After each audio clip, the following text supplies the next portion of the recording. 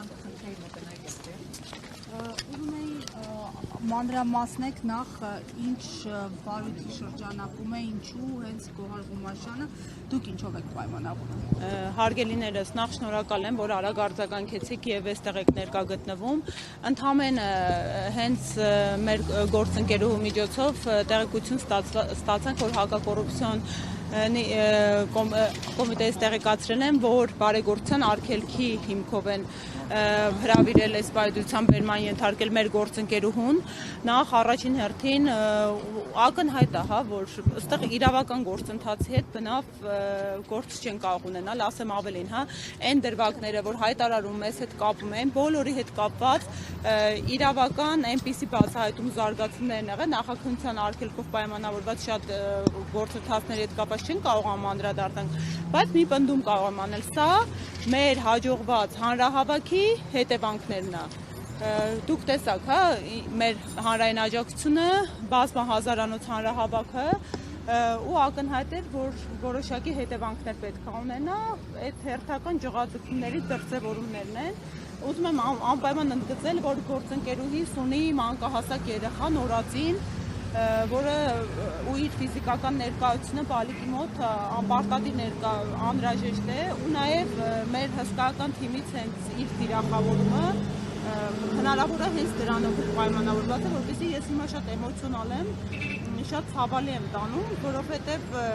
այո, հենց իր բերման ենթարկելու, հենց իր հիմա տեսնենք զարգացումները, արդյոք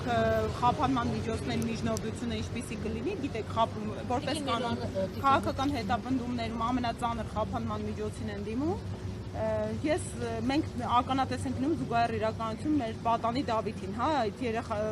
պատանուն ակնհայտ անհամատեղելիությամբ խափանման միջոցի հետ հերիք չի միջնորդությունը բավարարվեց, կալանք կիրառեցին, մի հատ էլ 3 բերման ենթարկեցին, այնպես որ հենց սրա դեմ է մեր պայքարը, որ ի վերջո իրավունքը գերակայի ու մեր պետությունում մանկահասակ երեխաների մայրերը եւ պատանի աղոթող երիտասարդները նման հետապնդումների չենթարկվեն։ Թիմից միայն այո, մեր գրած, ոչ, ես իր հետ եմ նկարագրել։ Բացի Գոհար Մելոյանից էլ Ղումաշյանից էլ մարդ կա, քնար ջան, ես էլ էի ուզում հարցնել։ Հարգելիներս, մեր գրասենյակում ենք գտնվում, ասեմ, կուսակցական գործունեությամբ պայմանավորված, գիտեք, Գոհար Ղումաշյանը անգամ մեր ըստ էության պատգամավորության թեկնածու չի հանդիսանում, առօրեական հանդիպում էր եւ հանդիպման ընթացքում տեղեկացանք, որ մոտեցել են եւ հրավիրում են ու ակնհայտ, ճիշտ ասած ակնհայտ չէր, շատ անսպասելի էր բոլորիս համար։ Կարծես ֆիզիկապես 3-4 հոգով էին, 3-4 հոգով հրավիրեցին, անգամ այն հանգամանքը հաստատ Տիկին Ղումաշյանը չէր խուսանավելու, ներկայանալու։ Այդ գործընթացը միայն որ գալիս են մի քանի հոգով, անսպասելի ցերեկով, կարող են ընդհանրապես ծանոթագիր ուղարկել, անգամ ծանոթագիր էլ չէ, որ հեռախոսազանգով իրազեկեն, անպայման մենք երևին նկատել եք, որևէ կերպով չենք խուսանավում համագործակցելուց իրավապահ մարմինների հետ, առավել եւս օրենքի շրջանակներում մնալու հանգամանքից Տիկին Ղումաշյանը կներկայանար։ Այդ գործընթացը արդեն իսկ այդ քաղաքական պրոցեսի ու քաղաքական հետապնդման դրվագ է, Հաստաբանը ով է Տիկին Մելոյան համաներողություն, որովհետեւ բարեգործության այդ արգելքի կապած ուսանողների հետ իրականացված գործունեության մասով դերևս ամիսներ առաջ նախաքննական մարմինը ստեղծան ազդակ ուղարկել էր, սա ձեզ համար նորություն է։ Հարգելիս նախաքննական մարմինը ազդակ չէր ուղարկել, ասեմ ավելին, ես համոզված եմ, որ այդ տեսանյութը չի լինելու դրվագը, հիմքը այս գործընթացի Տիկին Ղումաշյանի նկատմամբ, որովհետև այդ տեսանյութում ընդհանրապես բացահայտ կետում հանցագազմի առկայություն բացակայում էր, որովհետև Տիկին